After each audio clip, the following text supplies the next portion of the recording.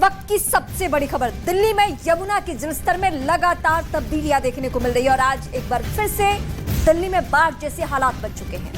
दिल्ली में बाढ़ का खतरा एक बार फिर से पैदा होता नजर आ रहा है। 2 दिन में यमुना के जलस्तर में कमी देखी गई थी, लेकिन एक बार फिर यमुना का जलस्तर चढ़ने लगा है। जानकारी मिल पा रही है कि दोपहर 12 बजे यमुना का जलस्तर 205.80 मीटर रिकॉर्ड किया गया है। पिछले 5 घंटे में यमुना के जलस्तर में लगातार बढ़ोतरी हो रही है, यानी दिल्ली पर सैलाब का खतरा एक बार फिर से मंडरा रहा है। अगर दिल्ली में बारिश हो गई तो दिल्ली के फिर से डूबने का खतरा पैदा हो जाएगा। तो दिल्ली के लिए मौसम विभाग ने अलर्ट भी जारी किया है और एक बार फिर से आपको बता दें कि यमुना के जलस्तर में बढ़ोतरी देखी जा रही है। 5 तस्वीरें हम आपको दिखा रहे हैं। दिल्ली में अभी भी ऐसे कई इलाके हैं जहां पर जलभराव की स्थिति है, सड़कों पर पानी भरा हुआ है। जहां तक आपकी नजर जाएगी, अलग अलग इलाकों से तस्वीरें जो सामने आई है वहां पानी दिखाई दे रहा है। हालांकि इस बीच पुराने पुल पर रेल सेवा को दोबारा से बहाल जरूर कर दिया गया है, लेकिन चिंता की बात इसलिए है क्योंकि यमुना का जलस्तर जिसमें कमी देखी जा रही थी, एक बार फिर से अब वो धीरे धीरे करके बढ़ता जा रहा है। पिछले 5 घंटे से लगातार यमुना के जलस्तर में बढ़ोतरी दर्ज की जा रही है।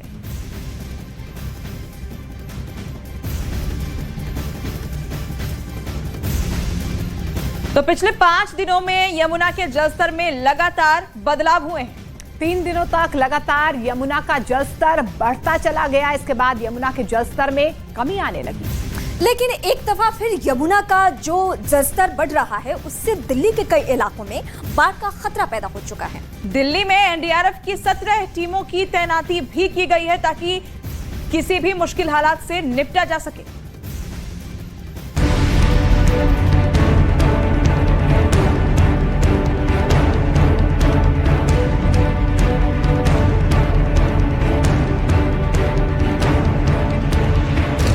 यमुना नदी में खतरा बरकरार, खतरे के निशान के ऊपर यमुना। निचले इलाकों में पानी भरने से मुश्किल। यमुना नदी के जलस्तर में कमी आई, लेकिन मुसीबतें कम नहीं हुई। कभी जलस्तर ऊपर बढ़ने लगा, कभी घटने लगा। रात 11 बजे यमुना का वाटर लेवल 205.5 मीटर दर्ज किया गया। उधर दिल्ली में पुराने लोहे के पुल के पास जलस्तर कम होने के बाद पुराने यमुना ब्रिज पर सेवा बहाल कर दी गई और इस पुल से ट्रेनों की आवाजाही भी शुरू हो गई है।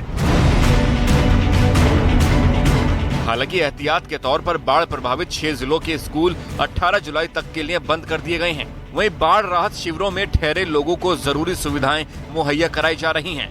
उधर राहत और बचाव में एनडीआरएफ टीम भी मुस्तैद है। दिल्ली के बाढ़ प्रभावित जिलों में 17 टीमों को तैनात किया गया है। एनडीआरएफ की टीम ने अब तक 1606 लोगों का रेस्क्यू किया है। यमुना नदी से उफान से सबसे ज्यादा परेशानी इन इलाकों में हुई जहां यमुना नदी का पानी भर गया। दिल्ली के बाढ़ प्रभावित इलाकों का दौरा दिल्ली के उपराज्यपाल विनय कुमार सक्सेना और दिल्ली की मंत्री आतिशी ने किया। दोनों ने राजघाट और शांतिवन के बाढ़ प्रभावित इलाकों का दौरा किया। अब आपको बताते हैं कि पिछले 5 दिनों में यमुना नदी के जलस्तर में क्या उतार चढ़ाव आया। 12 जुलाई को यमुना का जलस्तर 208.13 मीटर रिकॉर्ड किया गया, जबकि 13 जुलाई को यमुना का जलस्तर 208.66 मीटर पहुंच गया। 14 जुलाई को यमुना का जलस्तर 208.33 मीटर रिकॉर्ड हुआ। 15 जुलाई को यमुना का जलस्तर 206.60 मीटर दर्ज हुआ, जबकि 16 जुलाई को यमुना का जलस्तर 205.50 मीटर रिकॉर्ड किया गया। यमुना नदी अभी भी खतरे के निशान से ऊपर बह रही है और दिल्ली और आसपास के इलाकों में हुई बारिश का असर इसके जलस्तर पर पड़ सकता है। तो पानी के सैलाब में दिल्ली डूब रही है। अब आपको दिल्ली के आईटीओ की तस्वीरें दिखाते हैं जहां पर यमुना नदी का पानी सड़कों पर आ गया है और जिसके बाद चारों तरफ पानी ही पानी दिख रहा है। सड़क पर चारों तरफ पानी भर चुका है।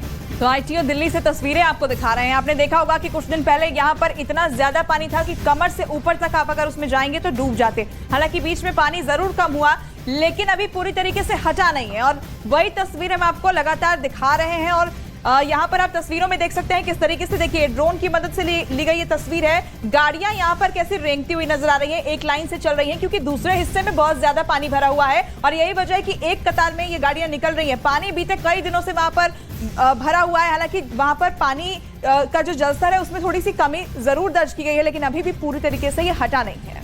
तो आप देखिए व्यस्ततम इलाका है दिल्ली का आईटीओ, और आप देख पा रहे हैं कि किस तरीके से गाड़ियां यहाँ पर रेंगती हुई नजर आ रही हैं। 2 से 3 दिनों पहले तो यहाँ पर जैम की स्थिति थी, आज तो थोड़ी बहुत गाड़ियां चल भी रही हैं, लेकिन दोनों तरफ आप देख पा रहे हैं ये किसी तालाब या टापू का दृश्य नहीं है। दिल्ली का आईटीओ है, राजधानी दिल्ली का आईटीओ जो सबसे व्यस्ततम है। आज सोमवार है, सभी को अपने घरों से बाहर निकलना है रोजमर्रा का काम करने के लिए, लेकिन देखिए किस तरीके से पहियों में ब्रेक लगती हुई नजर आ रही है। तो देश की राजधानी दिल्ली जो कि दरिया में तब्दील हो चुकी है और उसकी तस्वीरें इस वक्त हम आपको दिखा रहे हैं, लेकिन अगला 48 घंटा जो है वो किसी खतरे से कम नहीं है। दिल्ली में यमुना का जलस्तर घट रहा है, लेकिन बाढ़ से जूझ रहे इलाकों में मुश्किलें कम होने का नाम नहीं ले रही। दिल्ली के कई हिस्सों में अभी भी पानी भरा हुआ है, सड़कों पर जल भराव भी है।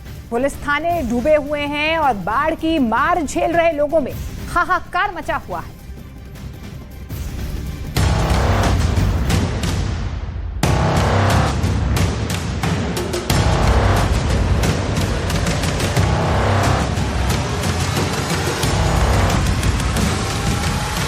ये देश की राजधानी दिल्ली है जो इन दिनों यमुना के पानी में डूबी हुई है।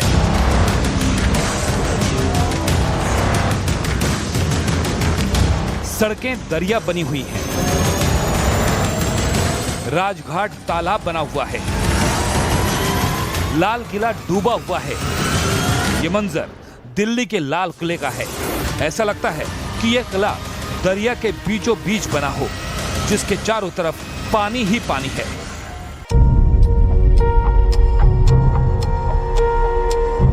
लाल किले से थोड़ी ही दूरी पर बापू की समाधि स्थल राजघाट पर भी पानी फैला हुआ है। यमुना नदी के सैलाब ने राजघाट को तालाब में तब्दील कर दिया है। राजघाट के अंदर और बाहर हर तरफ पानी भरा हुआ है।